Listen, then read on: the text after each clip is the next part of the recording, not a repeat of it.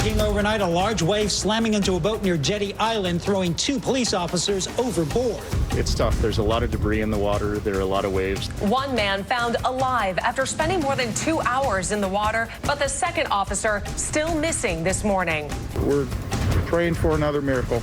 The uphill battle rescue crews are up against right now.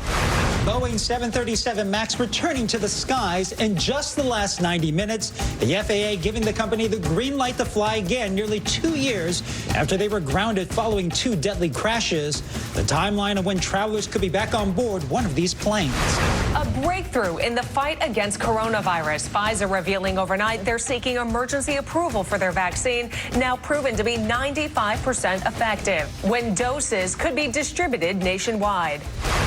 And a first-of-its-kind COVID-19 test giving you results in as little as 30 minutes in the comfort of your own home. We're going to show you how it works. Yeah, we definitely have a lot to get to on this very busy Wednesday morning. But first, we do want to give you a quick check of the roads and, of course, our forecast. We start with meteorologist Kristen Clark. Hey, Kristen. Hey, Kelly. Good morning, everybody. Less wind today, but still wet weather is with us across western Washington as we're waking up to widespread steady showers up and down the I-5 corridor, making for a wet morning commute. And we're just starting to see snow crank out again across the Cascade Passes by this afternoon. And speaking of that wet morning commute, you're looking live at Everett and 61st Street along I-5 southbound. At least 3 vehicles involved, a very large response. We take a look at our traffic maps right now. Also looking at 2 other accidents. I-5 northbound Holgate into downtown. There is a 2-mile backup, and you can see that one around the Maple Valley area.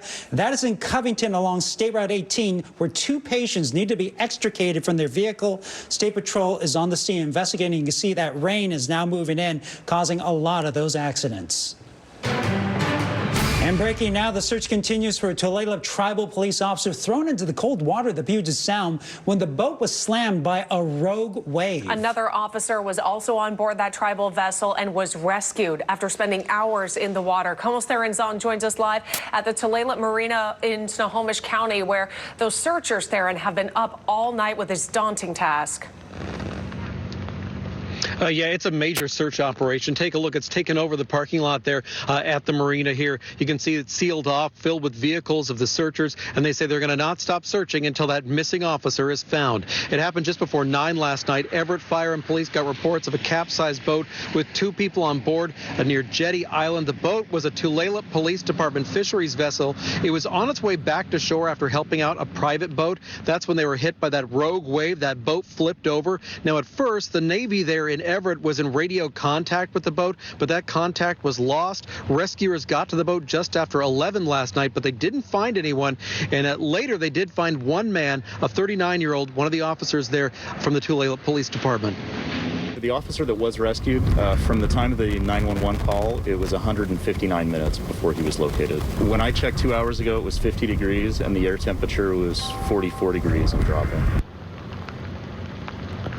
It has been a very long night out here for the searchers, and again, they're searching for one police officer still out there. Search continuing for that 29-year-old officer, the other man on the boat. We're told they were both wearing life jackets when that boat tipped over, but certainly in the dark and the choppy waters, that boat, as you heard, was already on a mission to go out and help a private boat when it was on its way back, and those 2 officers helping out boaters in the troubled waters out here. But now the search continues for that one officer still missing this morning, and we expect to hear more later on either this morning or today as to how that search is going. Breaking in just the last 2 hours, the FAA clearing Boeing to fly passengers on the 737 MAX once again. Comel's Lee still joins us live with why the company still faces challenges in getting those planes back in the air. Lee? Yeah, good morning. Well, that is certainly good news for Boeing, what they've been waiting for now for over a year. But there are some challenges ahead. We did get that official word from the FAA just over an hour ago. Unfortunately, the pandemic really has sapped the demand for air travel and for sales of planes like these 737 MAXs here behind us. But we have checked at least one carrier, American, has the plane in service and on routes by next month. The FAA just announcing the Boeing 737 MAX jet is safe to fly, signaling the end of a global grounding that kept the fleet out of commercial service for 20 months. Regulators took action after 2 deadly crashes in Ethiopia and Indonesia that killed 346 people. Investigators blamed an in-flight control system that pilots were never properly trained to handle. A congressional report blasted Boeing and the FAA for several failures. Boeing worked on software fixes and now requires additional training for pilots. The ungrounding order allows Boeing to start delivering planes to the airlines and to let them fly passengers. But the pandemic poses its own problems. Air travel is down nearly 50%. Buyers have canceled 10% of their MAX orders. Another 4,100 orders could be in jeopardy. Boeing expects to deliver half of 450 737s in their inventory by the end of next year. Now, this is the longest grounding of any commercial aircraft. I took a look. Boeing is up in pre-markets by more than 5%. It's been going back and forth between 3 and 5%. So we're really going to keep an eye on what happens with Boeing stock when the markets open here in less than 30 minutes. Back to you. And Lee, Boeing releasing a statement overnight saying in part, we will never forget the lives lost in the 2 tragic accidents that led to the decision to suspend operations. These events and the lessons we have learned as a result have reshaped our company and further focused our attention on our core values of safety, quality, and integrity. It goes on to say the FAA's directive is an important milestone. We will continue to work with regulators around the world and our customers to return the airplane back into service worldwide. Breaking in just the last 2 hours, Pfizer announcing it plans to seek FDA emergency use authorization in the coming days. The final analysis of the phase 3 trial of their vaccine showing it is 95% effective. So far, researchers say it hasn't caused any serious safety concerns. If it's approved, it could be distributed as early as next month.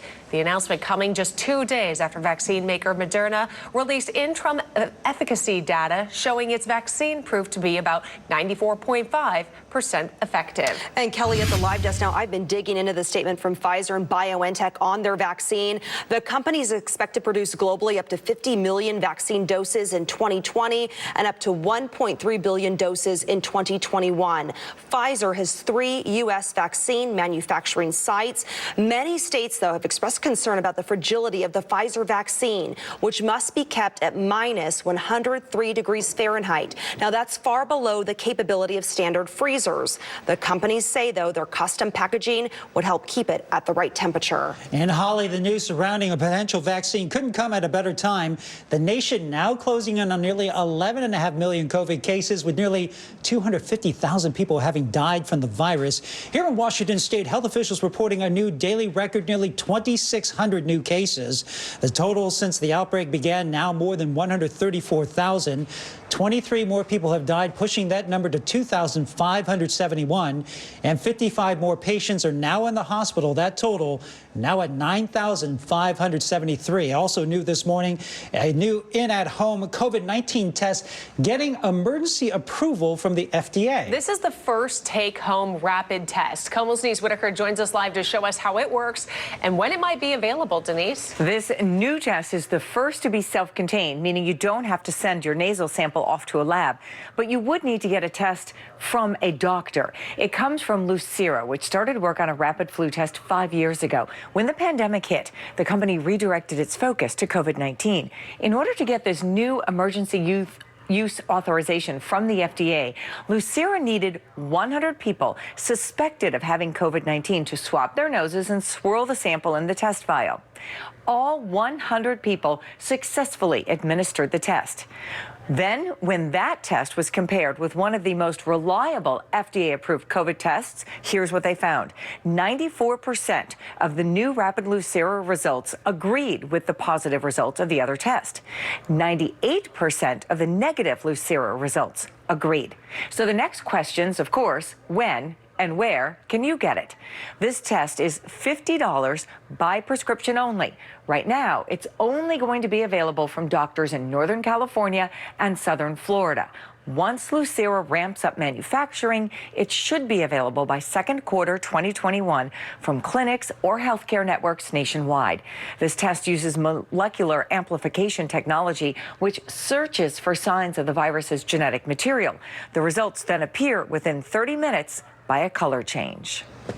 Just days after playing the Seahawks, one of the Los Angeles Rams players has tested positive for COVID-19. That player has not been identified and is now self-quarantined.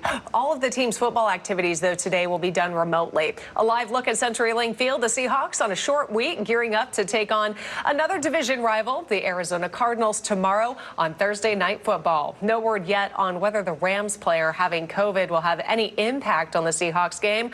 The Hawks will look to bounce back after 2 straight losses. Kickoff for tomorrow's game at CenturyLink Field is at 5:20. Okay, now to meteorologist Kristen Clark with a weather quickcast. Windy yesterday, rain again today. Yes, a wild, windy day yesterday. This was the scene at Mission Beach outside of Tulalip. Those waves were pretty rough as the coastal areas really bore the brunt of that windstorm yesterday, with gusts here over 50 to 60 miles per hour, even stronger along the Pacific coast.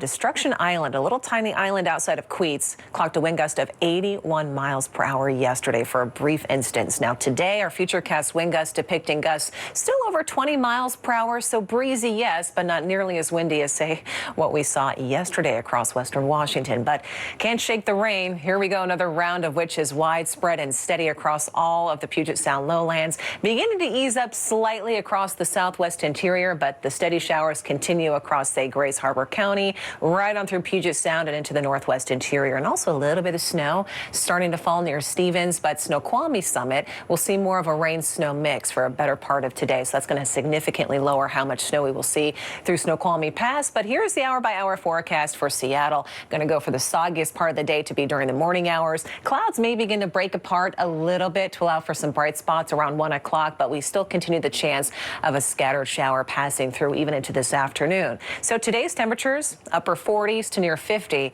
Not like what we saw yesterday. Seattle had a record high of 63 degrees. That south wind really transported in that milder air yesterday. And also keeping our eye on this, the potential for a few thunderstorms, non-severe, but much like what we saw yesterday, the ones that do develop could produce very small hail, a good soaking downpour, and also some cloud-to-ground lightning strikes. So that's going to be most likely across our coastal beach communities. But you notice that general risk for non-severe thunderstorms does extend into far parts of, say, South Sound, including Olympia, Tacoma, and the Hood Canal region later on today. All right, thanks, Kristen. Time is now 6:11. The White House top cybersecurity expert now out of a job. We're taking you live over Washington, D.C. The statement that was made about the 2020 election that prompted President Trump to let go one of his top security officials.